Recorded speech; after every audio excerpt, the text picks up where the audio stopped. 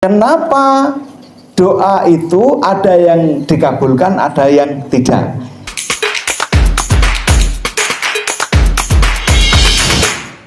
Dalam kehidupan kita sehari-hari, setelah seiring usia kita, pemahaman kita, maka muncul banyak harapan di pikiran kita.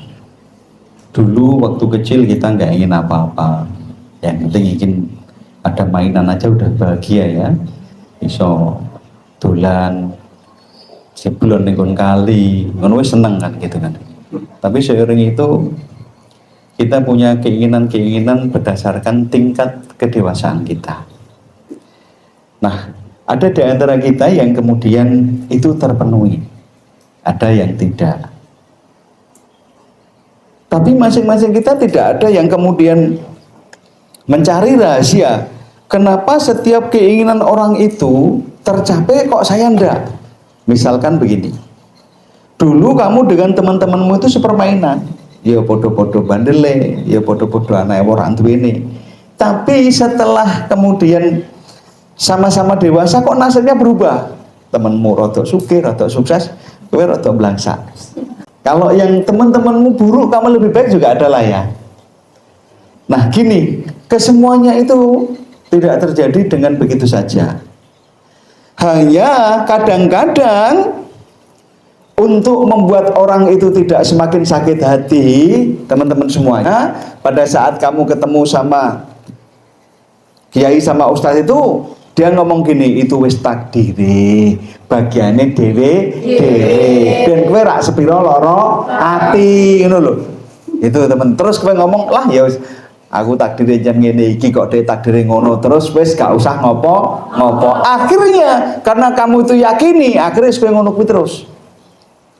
Dia ingin takdir sugih, kowe iki takdir balungan kere.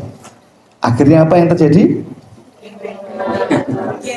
Percaya dengan itu teman-teman semuanya? Kehendak Allah. Tetapi apakah benar saya ditakdir miskin, dia dari kaya? Itu kan kita belum tahu. Apalagi sebagai seorang muslim, kita dipersenjatai Allah dengan senjata yang paling dasar. Apa senjata kita? Yaitu doa. Jadi doa itu adalah senjatanya orang muslim. Jadi umpamane uripmu kok ijik susah, koncomu wis sukses, kamu masih dikasih kesempatan untuk berdoa. Kowe pengen apa, kowe dikasih kesempatan. Sebelum keinginanmu kamu jalankan, kamu kesempatan yang membuat kamu tambah semangat dan kemudian berpahala lagi, yaitu doa. Nah pertanyaannya, saat waktu kecil dulu atau sekarang ini, sebenarnya doa apa sih yang istiqomah kamu panjatkan? Ayo, doa apa sih yang istiqomah kamu panjatkan? Allah berikan kami rezeki. Berarti kan kamu gak dikasih. Pernah doa seperti itu? Lah, saat kamu berdoa minta rezeki, apakah sebenarnya kamu gak dikasih rezeki? Nah terus yang benar doanya kayak mana? Ya ditambah, ya Allah tambahkan rezeki saya ya Allah, dari 100 juta menjadi 200 juta ya Allah, gitu ditambah. Jadi minta ditambahkan rezeki. Nah doa yang paling baik teman-teman semuanya, meskipun ini pun ya dalam ucapan doa yang tetap yang paling baik dalam ucapan dan keyakinan, itu adalah minta tetap ditambahkan iman dan Islam, yaitu teman-teman semuanya. Terus kemudian minta sehat lahir dan batin. Yang selanjutnya yaitu minta kesejahteraan. Nah teman-teman semuanya, sekarang kita masuk pada satu poin. Kenapa doa itu ada yang dikabulkan, ada yang tidak? Siapa di sini yang merasa setiap doa dikabulkan? Ya Allah, wis mendung, ya Allah muga-muga udan lho. Oke, mandi ra doaku to. Begitu Arab terang, ya Allah, semoga engkau hentikan hujan ini lho. Piye doaku? Lah, Doa kayak gitu tuh doa ndelok waktu. Lho memang ada kayak gitu. Wis ono wis ketok tanda-tandane terus kowe langsung dongo. Nah, kuwi mandi. Wis jelas iki tanggal ya Allah, semoga hari ini gajian ya Allah. Alhamdulillah terkabul. Lah, metode seperti ini teman-teman semuanya, loh, ini strategi ya teman-teman semuanya. Strategi ini adalah bahwa sesuatu yang mau terkabul, kamu yakin akan terkabul, kamu doakan, terus setelah berdoa terbukti timbul keyakinan pada diri kamu. Nah ini rahasianya. Makanan yang sudah mau menjadi milikmu, ake ardo tekan mulutmu, itu kemudian hilang itu bisa jadi ya no. Koncomu sing nyamplok atau kesenggol. Jadi kan, kalau lo nggak menghendaki, tapi meskipun sudah tinggal sejengkal, berdoalah. Gitu teman-teman semuanya. Ingat, minta ditambahkan dan diberkahkan. Baik, rahasia doa, doa itu ada yang langsung dikabulkan. Doa itu ada 3 hal, dikabulkan langsung, menunggu saat yang tepat, atau diganti. Ya teman-teman semuanya, dikabulkan langsung, menunggu saat yang tepat, atau diganti. Artinya di kondisi apapun kamu berdoa itu tidaklah sia-sia.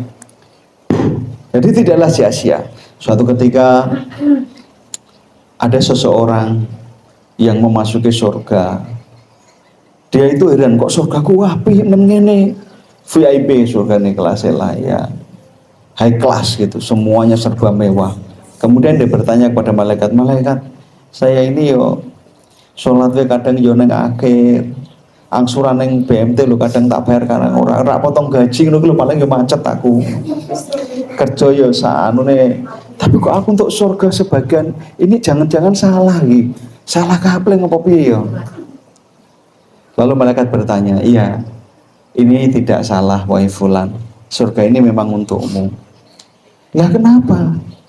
Aku termasuk golongan orang yang tidak begitu membaikkan orang tua. Yo, yang saraknya seorang, kayak wajahku sering wajah yang tidak enak dilihat, bukan wajah yang sumeh, lekeh, kayak ekspresi yang menyenangkan orang tidak. Iki kok bener kanggo aku, bener iki kanggo kowe. Terus ngeleng-ngeleng, yo matur kok nek ngono. Ngono kuwi tok. Ora aku arep tekon, iki mergane apa kok aku untuk surga ini? Amalanku amalan apa? Rupa-rupanya orang itu rajin berdoa. Gek dilalai doane ora ono sing dikabulke ning donya. Ya. Orang itu rajin berdoa terus doane ning ngabulke ning donya ora tau dikabulke. Blangsa terus uripe. Jalo ya Allah, muga-muga gajiku berkah. Sesuk malah anake udunen ge umur kena duitnya ge nyuntikne entek neh. Wis alhamdulillah untuk bonus. Malah kanca-kancane teko. Ngejak mangan bareng nang omahe, wah lantek neh. Bulan depan wis iki kanca-kanca glaman kabeh aman, malah mertua dolan nang omah, gek nginep. Entek meneh. Tapi tetap dongo terus. Nah, rupa-rupanya doa itu tidak ada buruknya. Meskipun tidak dikabulkan di dunia ini, Allah simpan di akhirat kelak. Maka rahasia yang pertama, Allah kabulkan langsung, kemudian Allah tunda, Allah ganti. Nah, Allah ganti tadi, Allah tunda dulu baru Allah ganti. Nah, ini pengen setiap kita berdoa disegerakan gitu ge. Padahal sesuatu yang terburu-buru gitu itu pasti kecil. Terburu itu biasanya kecil. Takjil itu mendahulukan, takjilu jak. Nah misalnya buka sahur apa jenenge takjil kan? Takjil itu namanya menyegerakan, memburukan. Itu biasanya kan langsung nasi padang, rendang gitu kan? Apa berarti cilik-cilik di alah paling ya kolak, gorengan gitu kan ya? Gitu ya. Karena memang kalau langsung bergede itu tadi siap atau tidak. Maka ada kalanya yang dikabulkan itu yang sifatnya kecil-kecil. Yang besar-besar itu kamu nunggu siap. Oke, yang pertama Allah kabulkan langsung. Siapa yang Allah kabul langsung doanya? Nanti gitu ya teman-teman semuanya. Yang kedua Allah tunda. Kenapa ditunda? Sampai benar-benar dia layak. Yang selanjutnya yaitu Allah ganti. Ganti itu bisa di dunia, bisa di akhirat. Ada orang yang berdoa, dia minta kaya raya, minta sugih, minta panen banyak, ternyata itu tidak terjadi. Namun pada saat ada kecelakaan di mobil, pers DE karena urip dewi, liane do mati kabeh. Itu namanya doanya diganti. Bisa jadi seperti itu. Tapi akurasinya kita tidak pernah tahu. Namun ud'uni astajib lakum, berdoalah pasti dikabulkan. Tapi dalam 3 hal tadi ya teman-teman semuanya. Tetap berdoa terus. Jangan alah aku sepura-sepura ndonga ya ora dikabul ke.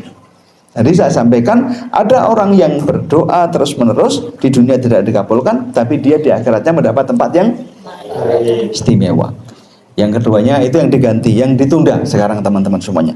Kenapa doa itu ditunda? Dan bagaimana doa itu disegerakan? Teman-teman semuanya, ada rahasia, setidaknya ada 5 lah ya, rahasia percepatan dari doa. Teman-teman semuanya. Yang pertama, seberapa kamu yakin saat kamu melafadzkan doa itu.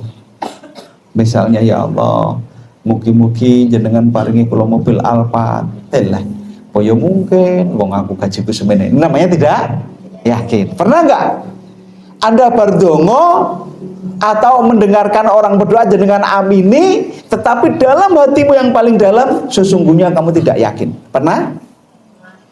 Apa contohnya? Apa contohnya?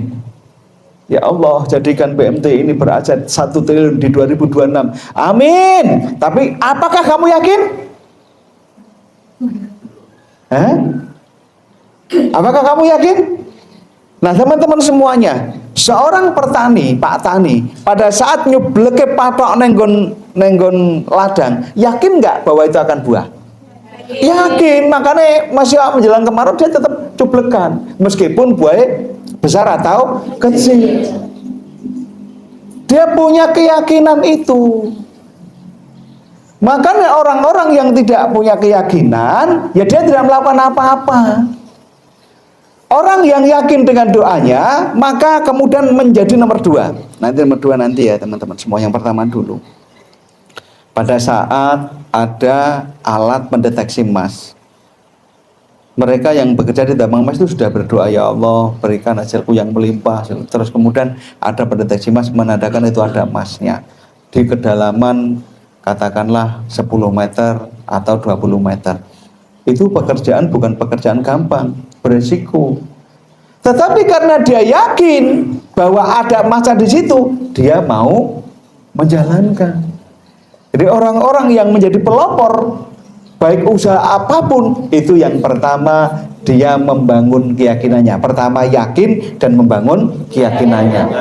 Kamu mau prospek ke tempat atau ke tempat siapapun, itu yang pertama yang menjadikan kamu gagal itu kamu tidak yakin. Ada? Karena kamu tidak yakin, pasti kamu melakukannya setengah hati. Tapi karena kamu yakin, melakukannya kamu sepenuh hati. Nah, maka menjadi nomor 2. Maka setelah berdoa, sertailah amal.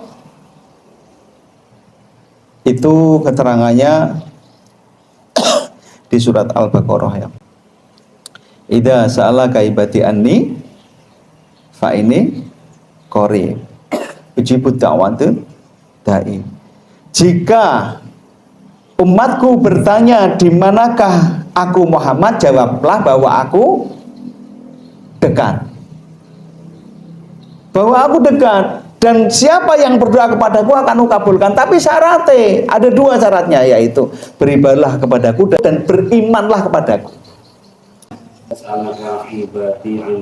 Fa inni qarib ujibu da'watid da'i falyastajibuli. Itu ikutilah aku, ikutilah perintahku, itu ya. Terus wal yu'minu bi, dan berimanlah kepadaku. Nah, maksudnya gini. Itu kan ada pertama, pertama diyakini bahwa Allah itu dekat dengan kamu, lebih dekat dari urat lehermu. Ujibu da'watad da'i idza da'an. Aku akan memenuhi siapa yang berdoamu. Berdoalah kepadaku, akan aku penuhi, akan aku kabulkan. Tapi syaratnya tadi, falyastajibuni waliyu'minu bi. Maka ikutilah perintahku atau cintalah kepadaku. Ikutilah perintahku dan kemudian berimanlah kepadaku. Nah, teman-teman semuanya, mari kita pahami ini. Pada saat kemudian kita meminta kepada Allah, berdoa kepada Allah. Berdoa itu meminta, bukan memaksa ya. Kalau kemudian kamu berdoa, ya Allah, jodohkan aku dengan fulanah ya Allah. Jika ternyata dia bukan jodohku, jodohkanlah ya Allah. Itu namanya memaksa. Jika dia sudah punya jodoh, matikan jodohnya, ganti ya Allah, ganti aku. Itu namanya memaksa. Ada yang pernah berdoa kayak gitu? Kalau kayak gitu memaksa. Tapi kalau misalnya terus yang bagus begini, ya Allah, jadikan aku hidup serumah. Ya Allah, jadikan dia hidup bersamaku ya Allah. Misalnya gitu. Jika tidak terbisa ya Allah, biarkanlah aku yang hidup bersamanya. Ngono teman-teman semuanya. Itu tidak memaksa. Biarkanlah aku hidup bersama. Manjur untuk hidup berpasangan, itu begitu teman-teman semuanya. Nanti kalau kamu meminta sama pacarmu gitu, sayang, maukah kamu hidup denganku? Enggak mau, ya sudah, aku saja tak hidup denganmu, gitu ya. Loh kan misalnya enggak mau, loh ini kan aku sendiri toh, mauku toh, bukan maumu, gitu. Nah teman-teman, yang pertama tadi ya, bahwa apakah perintah-perintah Allah sudah kamu jalankan? Doa akan mudah terkabulkan pada saat satu tadi ya, apa yang diperintahkan Allah kamu ikuti. Coba perhatikan, benarkah sholatmu? Udah kamu perbaikikah sholatmu? Maka ulama mengatakan, jika bermasalah hidupmu, jika tidak baik hidupmu, maka perbaiki sholatmu. Syahadatmu juga yakini lagi, sholatmu yakini lagi, puasamu, zakatmu, dan amalan-amalan lain yang membuat kamu menjadi semakin dekat dari Allah, menjadi qarib, semakin dekat dari Allah. Lewat dekat tadi, kemudian memohon. Meskipun tadi teman-teman semuanya, lah aku ki wis adoh karo Gusti, aku tak njaluk karo setan, ku ya keliru. Teman-teman semuanya, sejauh apapun kan Allah tuh selalu dekat dengan hambanya, selalu dekat dengan hambanya. Maka sedekat apapun dengan makhluk lain, ini kan kalimat yang lainnya, tidak ada yang lebih dekat kepadamu selain Allah. Itu loh kalimat bisa dimaknai gitu. Tidak ada yang lebih dekat padamu selain Allah. Allah mengerti semua apa. Di selanjutnya, yaitu berarti Allah ngerti apa yang tau lakoni, bahkan yang ndok pikirke. Gitu ya teman-teman semuanya. Lalu pada saat Allah tahu semua, bahwa tahu semua, kue pas maksiat ya Allah ngerti, kue pas geleng ya Allah ngerti, kue rak salat Allah ngerti, semua ngerti. Terus berarti kue njaluk. Wis dibayangke wae ngene lah ya. Iki dilogikakan saja. Mbak Fitri itu pimpinanmu. Pada saat kamu kerja nggak sungguh-sungguh, Mbak Fitri ngerti. Pada saat kamu bolos, Mbak Fitri ngerti. Pada saat kamu korupsi, Mbak Fitri ngerti. Terus esok ke berdoa, Mbak Fitri naik ke gajiku sih, kira-kira piye? Lah untung kok Allah itu nggak seperti Mbak Fitri. Gitu loh teman-teman semuanya. Allah itu dekat, jadi ngerti apa yang tak lakoni. Kowe iki pas pengen sesuatu dengan bapakmu, dengan orang tuamu, anggap pas deket dengan orang tua kan apa-apa kan toh? Salatmu kok Allahu Akbar suwi. Ngapa? Biasanya ngono, buri ana marang tuwa. Gak ana marang tuamu lah ngopo? Ladangi iki lho, wis walayatmu waris. Artinya bahwa kamu tahu bahwa mertuamu lagi dekat dengan kamu, pimpinanmu lagi dengan kamu. Wah gayane funding tenanan lek tenan. Kenapa? Dia bisa meluluskan apa yang menjadi keinginanmu. Sementara Allah itu lebih dekat dengan itu semuanya. Artinya jaganan bahwa pada setiap pandangan Allah itu jaganan. Iki Allah piye ya, seneng apa ora ya. Hari ini, sore ini saya melakukan keburukan, malulah setidaknya kalau saya meminta. Gitu loh teman-teman semuanya. Tapi kalau meminta taubat, itu kapan saja. Jadi semaksiat apapun gitu ya, jaluk taubat terus. Karena permintaan yang paling netral kan taubat. Ya Allah, taubatkan saya ya Allah. kumpulkan dengan orang-orang yang bertobat ya Allah, karena aku tahu Engkau maha mencintai orang-orang yang tobat ya Allah. Gitu teman-teman semuanya. Lah baru kemudian minta sugih. Gitu, minta sugih, minta sehat, tapi minta tobat dulu. Lah minta tobat itu masuk kepada minta ditambah iman dan Islam, gitu. Jadi di kondisi apapun kamu tuh boleh minta itu. Misalnya Allah ndelok kowe maksiat, Allah ndelok kowe ra salat, Allah ndelok kowe terus kowe ndonga. Ya kan ngerti dhewe ya Allah, aku mau yo salat yo males. Kaya ngerti dhewe ya Allah, ora nyilih mata to, wong kowe iki basirun maha melihat. Aku tadi itu masih berjudi, aku tadi masih ngeselat, aku tadi masih berbohong. Ya Allah tobatkan saya. Itu boleh karena Allah tahu. Itu maka sebaik-baik doa pertama adalah minta tetap iman Islam dan minta ditobatkan. Sebaik-baik doa begitu. Nah setelah kemudian sampai baru perbaiki amalanmu. Padha wae ini teman-teman semuanya. Ini bisa jadi modus tapi tulus gitu ya teman-teman semuanya. Lo modus yang paling tulus tuh modus di depan Allah. Kalau modus di depan mertua, lah mertuamu bisa melihat dan bisa tidak terlihat. Maksudnya tindakanmu bisa dilihat mertuamu, bisa tidak terlihat saat kamu di belakang mertuamu. Tapi Allah bisa enggak? Enggak bisa. Maka moduslah kepada Allah. Karena modus yang kepada Allah pasti modus yang tulus. Nah terus kemudian tinggalkan kemaksiatan. Ada yang ketiga, baru tiga ya teman-teman semuanya tadi. Kalau pengen doamu dikabulkan, teman-teman semuanya penjolopo boleh. Pertama minta doa tobat tadi, terus yakin dengan apa yang kamu ucapkan serta melayakan. Selanjutnya jalankan apa yang disenangi Allah, apa yang diperintahkan Allah, buat Allah suka denganmu.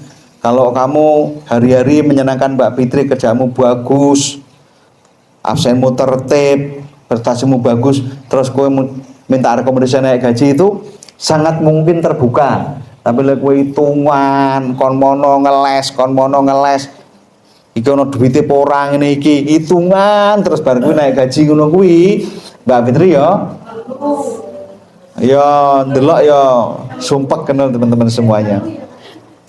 Meskipun Allah itu sangat jembar, tidak seperti Mbak Fitri, tapi analoginya kan begitu. Seterusnya menjauhi apa yang dilarang Allah. Satu ketika ada seorang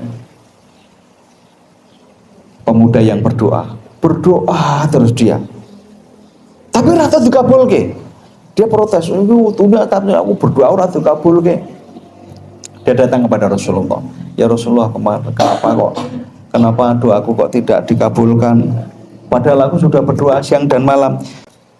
Rasulullah itu meskipun dia hanya manusia, meskipun basarun tapi lakal basar, dia memang manusia tapi itu manusia biasa.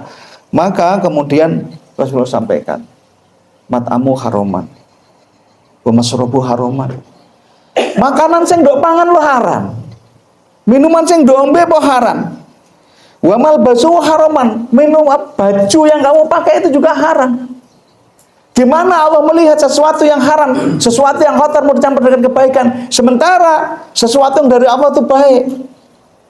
Jadi teman-teman semuanya, yuk kita introspeksi diri kita. Kok ada beberapa doa yang kita enggak dikabulkan? Yuk diseleksi, apa no makanan-makanan yang saya makan itu haram, minum-minuman yang saya makan itu tidak diridhai orang yang minum, yang punya minuman itu, atau baju yang saya pakai.